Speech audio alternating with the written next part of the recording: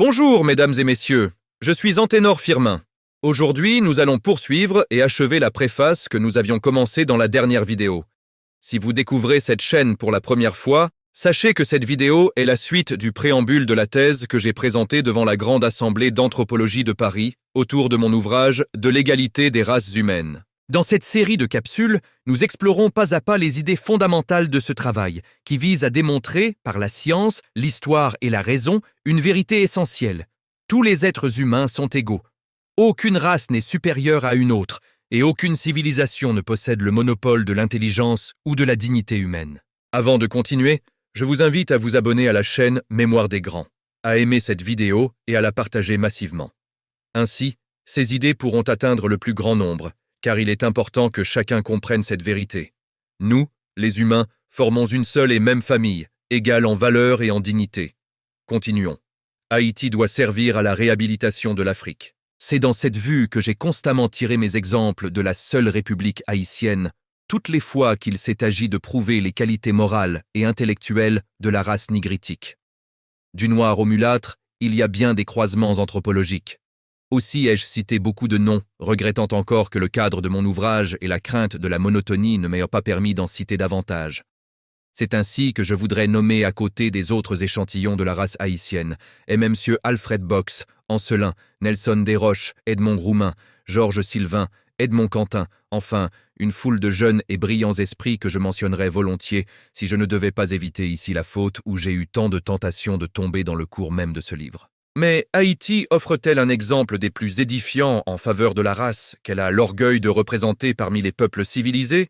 Par quoi prouve-t-elle la possession des qualités que l'on conteste aux Noirs africains? Pour répondre convenablement à ces questions, il faudrait développer une nouvelle thèse bien intéressante, bien captivante, mais qui ne demanderait pas moins d'un volume considérable. D'ailleurs, plusieurs de mes compatriotes l'ont déjà soutenue avec éclat. Il suffit de les lire pour se convaincre de tout ce qu'il y a de profonde logique et de science délicate dans les arguments qu'ils ont su tirer de la sociologie et de la philosophie de l'histoire. Mais on doit tout d'abord se le demander.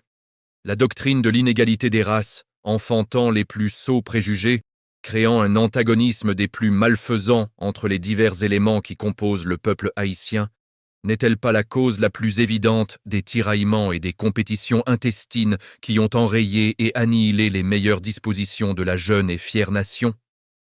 N'est-ce pas à la croyance inconsidérée qu'on a de son infériorité qu'elle doit l'absence de tout encouragement réel dans son développement social? N'est-ce pas aux prétentions toujours ridicules des uns et aux revendications souvent maladroites des autres que l'on doit attribuer toutes les calamités qui se sont abattues sur elle? Pour obtenir tout le résultat qu'on est en droit d'exiger de la race haïtienne, il faut donc attendre que l'instruction, répandue sans réserve dans les masses, vienne enfin refouler et anéantir tous ces préjugés qui sont pour le progrès comme une pierre d'achoppement. Cette ère arrivera infailliblement. D'autres peuples, plus vieux, ont vécu des jours nombreux et pénibles dans le désordre et la barbarie. Mais à l'heure marquée par le destin, le soleil du progrès et de la régénération vint luire à leur horizon national, sans qu'aucun obstacle pût en éteindre l'éclat. Je trouve en de tels exemples, si éloquents et significatifs, une force consolante, une espérance inébranlable. Il ne faut pas croire, pourtant, que j'admette sans restriction la méthode qui consiste à recourir toujours à des comparaisons historiques, dès qu'il s'agit de justifier une erreur ou des pratiques malheureuses dans la vie d'un jeune peuple. Ces comparaisons ont un motif rationnel, quand il faut démontrer que tous les peuples et toutes les races qui ont atteint à la civilisation ont traversé fatalement, avant d'y parvenir, une période plus ou moins longue de tâtonnement et d'organisation inférieure. Cependant, ne constituerait-elle pas un positif danger si on en usait pour la défense de certains abus qui ont sans nul doute des précédents historiques, mais dont l'influence a été généralement reconnue nuisible à toute évolution sociale? Ainsi comprise, l'étude du passé, au lieu de profiter aux jeunes peuples qu'il faut stimuler dans la recherche du beau, du vrai et du bien, ne servirait plutôt qu'à leur inspirer une apathie pernicieuse, une nonchalance mortifère, contraire à toute action réformatrice et évolutive. Par un faux raisonnement, il pourrait bien en conclure qu'ils sont libres de persévérer dans les voies les moins progressives, puisque d'illustres nations y sont longtemps restées. C'est là l'erreur contre laquelle il faut se prémunir. Aussi, Tout en reconnaissant que la race noire d'Haïti a évolué avec une rapidité étonnante, je suis loin de nier que, maintenant encore, il ne lui faille faire bien des efforts, afin de rompre avec certaines habitudes qui ne sont propres qu'à paralyser son essor. Quand on est en retard, il convient peu de s'amuser sur la route. Je ne me crois ni un preux, ni un savant. À la vérité que j'essaye de défendre, je n'apporte que mon dévouement et ma bonne volonté. Mais à quel point ne serais-je pas particulièrement fier si tous les hommes noirs et ceux qui en descendent se pénétraient par la lecture de cet ouvrage, qu'ils ont pour devoir de travailler, de s'améliorer sans cesse, afin de laver leur race de l'injuste imputation qui pèse sur elle depuis si longtemps. Combien ne serais-je pas heureux de voir mon pays, que j'aime et vénère infiniment à cause même de ses malheurs et de sa laborieuse destinée, comprendre enfin qu'il a une œuvre toute spéciale et délicate à accomplir, celle de montrer à la terre entière que tous les hommes, noirs ou blancs, sont égaux en qualité comme ils sont égaux en droit. Une conviction profonde, je ne sais quel rayonnant et vif espoir me dit que ce vœu se réalisera. N'est-ce pas, d'ailleurs, les lois mêmes de l'évolution qui indiquent et justifient une telle aspiration? N'est-ce pas la fin inéluctable de toute société humaine de marcher, de persévérer dans la voie du perfectionnement, une fois le branle donné? Il suffit donc de dégager les forces morales, qui sont l'âme du progrès, de toute compression paralysant, pour que le mouvement graduel et harmonique s'effectue spontanément, en raison même de l'élasticité propre à tout organisme social.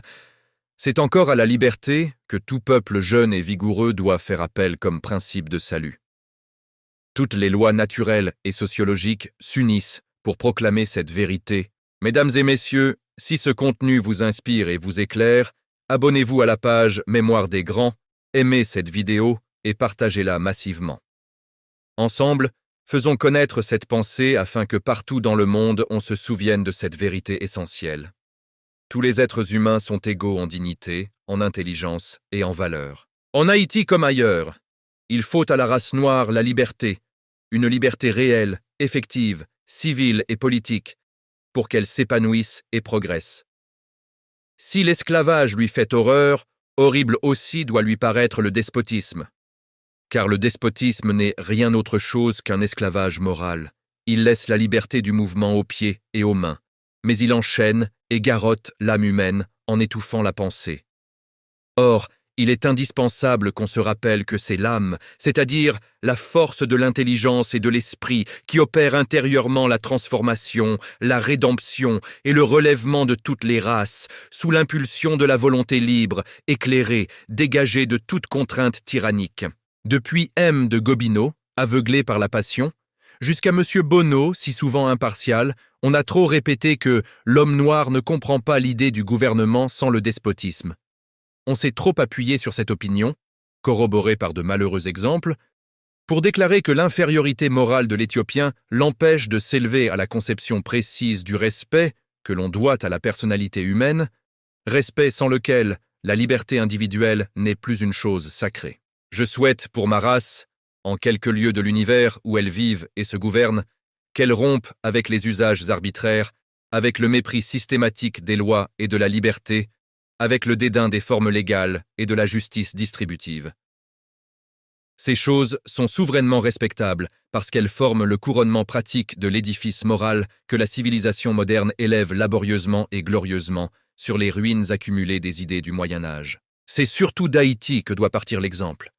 Les Noirs haïtiens n'ont-ils pas déjà fait preuve de la plus belle intelligence et de la plus brillante énergie?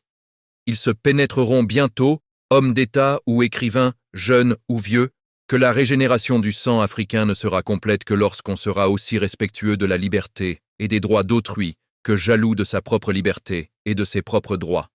Car de là sortira pour l'Éthiopien cette auréole qui embellit notre front et le transfigure, la splendeur de la dignité morale, seule noblesse naturelle qui relève et égalise tous les hommes et toutes les races. Digne et fière, intelligente et laborieuse, qu'elle grandisse donc, prospère et monte sans cesse, de progrès en progrès, cette race noire si pleine de sève et de généreuse vitalité.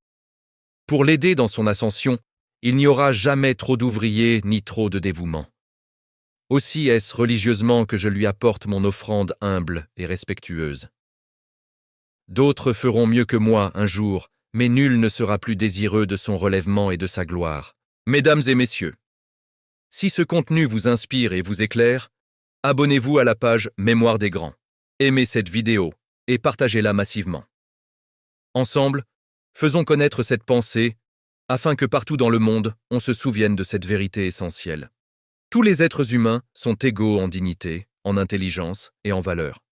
Votre soutien permettra de diffuser ces enseignements et de préserver la mémoire de ceux qui ont défendu la justice et la vérité pour toute l'humanité. Je vous laisse ici et à bientôt pour la prochaine vidéo. Nous allons rentrer dans les chapitres. Restez branchés.